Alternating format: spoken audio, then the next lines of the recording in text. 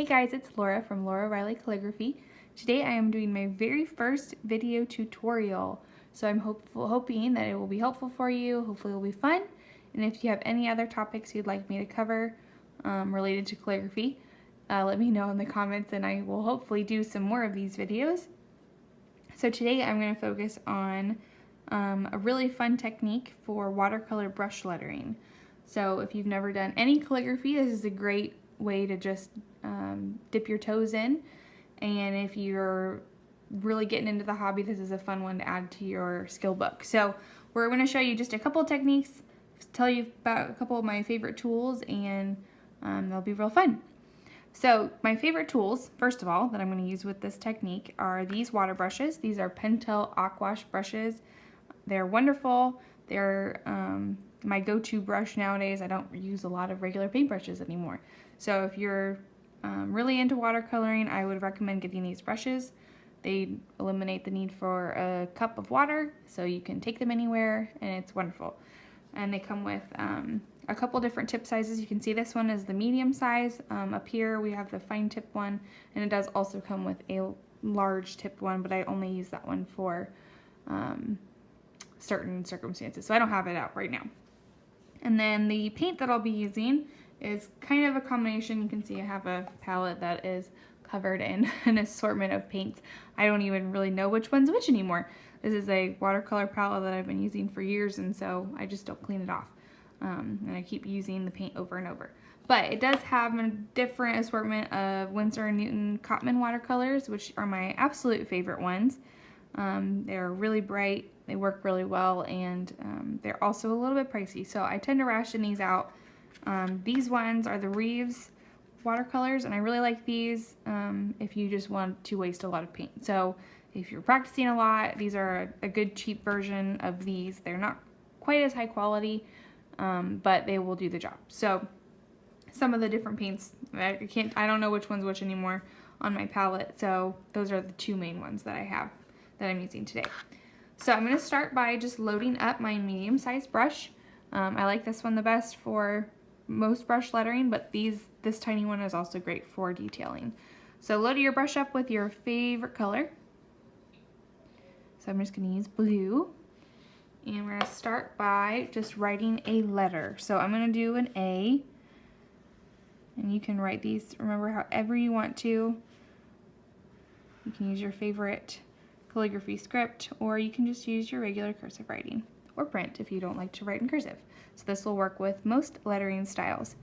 So you can see I just did a very simple stroke. I didn't do anything super fancy, and I didn't do any special tricks just yet. So this is just a basic watercolor lettered A. So a couple of the tricks I want to show you is the wet on wet technique. So this is a good technique if you want some really cool organic variations in your color. You kind of let the water do the work for you. So in order to achieve that, you're just going to find, if you already lettered it pretty wet and you have some good shiny areas, then you might already be ready to start. But if you need to go back and re-wet some of it, like I'm doing, just get a good patch of water on your letter. So you can see there's a good concentration of water there. Now you can pick another color, so you can see I just kind of got rid of this blue, and I'm going to move on to another color. Now a good tip with watercolor lettering is that you want to pick colors that are in the same family, generally, because if you pick colors like complementary colors, if you picked an orange for this, it would turn pretty murky and gross. So you want to pick colors that are going to mix well together. So I'm going to stick in the cool colors and just pick a purple.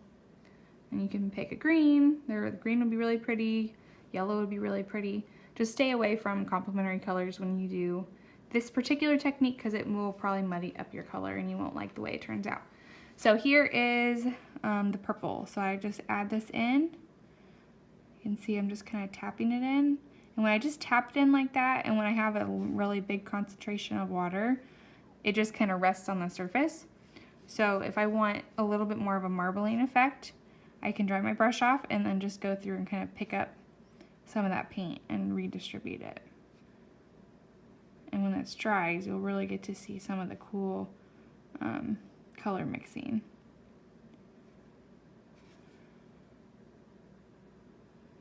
Get a little more purple, kind of load it back in there, let it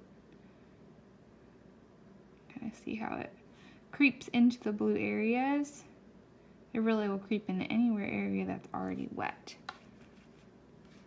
But it does need some room to travel. So if there's not like a puddle on your paper, then it won't necessarily move as much as you might want it to.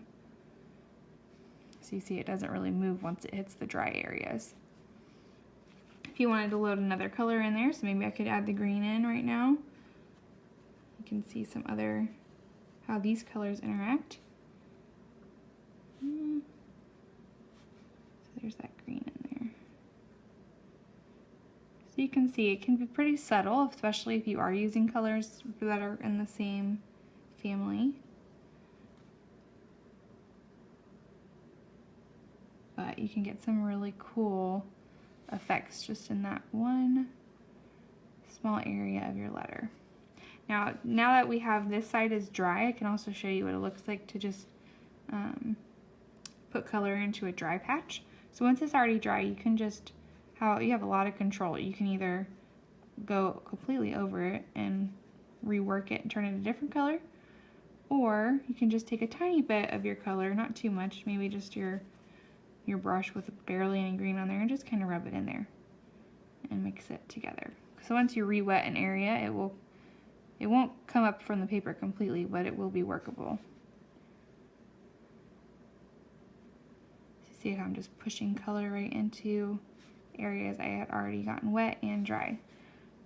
So you can see how you can easily manipulate the different colors that you already have laid down. So it's a really fun way to layer colors and letters slowly.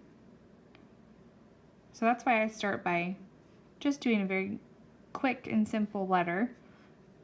I don't do a lot of coloring as I go. I do it after I've already made the basic form of the letter. That way I can really focus on the colors that I want to see in my letter.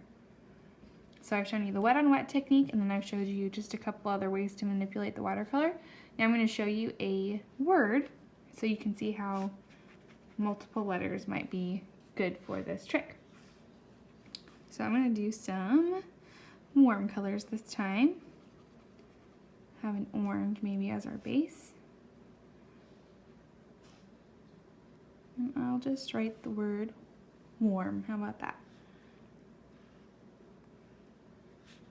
And again, I'm just going ahead and writing the word first before I really worry about how much water I put down. Alright, so this is just written out like I normally would. And now I want to kind of figure out where I want my, what technique I want to use where. So if I want to use a wet on wet technique, I probably need to go back in and get it a little bit wetter. You want to see that nice shine on there, maybe even a puddle, depending on what you're planning on doing. If you get too much water, like I just did there, and I don't want that much water, just dry your brush off. You don't have to get the color up, but just dry it off, and you can go through and pick up some of that water again, just like a little sponge. But you don't want to pick it all up if you're planning on doing the wet on wet technique. Okay, so now I have a good wet area, and I'm going to get some red, just so you can see the interaction. Again, I'm doing a color in the same family, or at least one that will not react strangely. And I'm just going to push this red in there, and you can see how it just kind of does its thing. It creeps into that orange. And again, if you wanted to see a little bit more variation or a gradation, you can kind of take out some of this color in between the body of the red and the body of the orange. So you'll see kind of an ombre effect happens there when you do that. And I can go back in, kind of reshape my letter if I get it all wonky, which I just did. Even add a little bit more of the dark at the bottom. You can see I'm just tapping this in now. And I can do the same kind of on the bottom. Now I'm just doing that over top of my dry watercolor. You can just do that along the bottom if you want. If you want to have that cool ombre effect. Just have it stop around the same spot in every letter.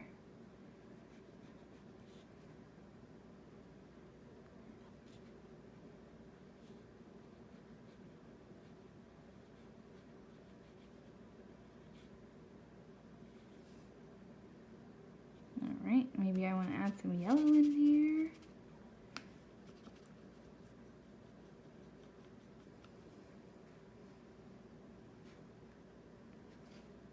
So there's a lot that you can do with this technique. You can really go crazy and make your letters super detailed and have a lot of different color changes, or you can just go through and kind of add and subtract as you like it until it looks the way you want. The thing I love about watercolor though is that it's really forgiving. You can really manipulate it. Even once it's dried, you can kind of go back through and make some changes and reshape your letters a little bit if you don't really like the first try. And they dry so quickly that you don't have to wait too long to make changes if you're waiting for it to dry.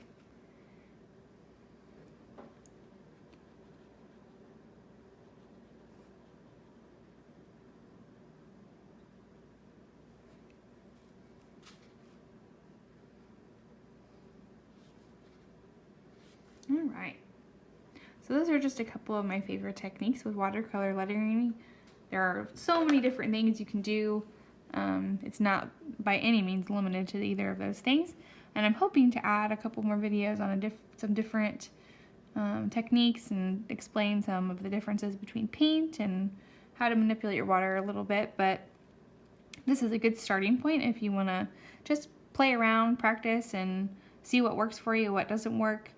And just play around. And then you can also, again, you can go get those practice sheets on Etsy if you want to learn a new alphabet or a new script, and have a lot of fun with it. So hopefully this was informative, and if there's anything else you would like me to cover, let me know and I would be glad to do that. Happy lettering!